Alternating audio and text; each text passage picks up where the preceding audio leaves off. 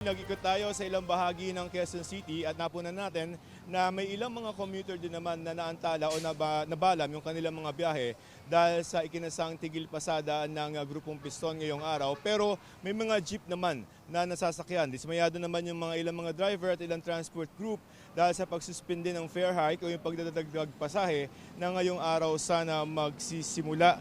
Sa Philcoa, bahagyang naghintay para sa mga jeep ang ilang mga pasahero papasok sa kanilang mga trabaho. Ang ilan sa kanila ay inabot ng lampas kalahating oras na naghintay.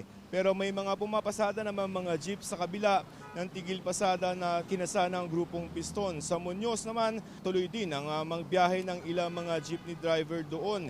May pagkilos naman ng grupo ng mga driver sa ilalim ng Piston. Dismayado sila sa pagsususpinde ng dagdag pasahe na ngayong araw sana dapat sisimulan.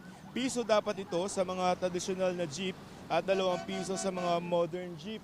Hirap na raw sila sa gastos sa diesel at makakatulong na rin daw sana ito kahit kakarampot dahil sa itinataas sa yung pagtaas sa pamasahe kahapon ay sinuspindi na ng LTFRB ang inaprubahan nilang fare hike hindi lamang sa mga jeep kundi sa halos lahat ng mga pampublikong sasakyan matapos ang utos ng Pangulo. Ang ilang operator ng mga P2P buses na dapat sana ay mayroong 40 pesos na fare hike, bagaman kailangan na daw ay kailangan naman tumalima sa utos ng Pangulo. Patuloy raw kasi ang pagtaas ng diesel at iba pa mga gastos sa operasyon. Sa Bulacan daw halimbawa mababa na nga ang kanilang mga pasahe at hindi pa sila natataasan simula na mag-operate sila noong 2019.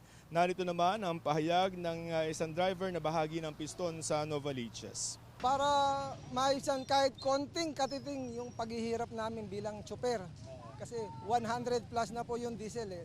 Tapos biglang kakanselahin ng Pangulo na. Sa paunang pagtataya ng MMDA ay normal naman ang naging daloy ng trapiko at walang na-stranded na mga pasero ayon sa MMDA. Ayon kay MMDA General Undersecretary Nick Torres III ay hindi pa nila kinailangang magpalabas nung kanilang mga naka-standby na libreng sakay kaninang morning commute or yung morning rush hour.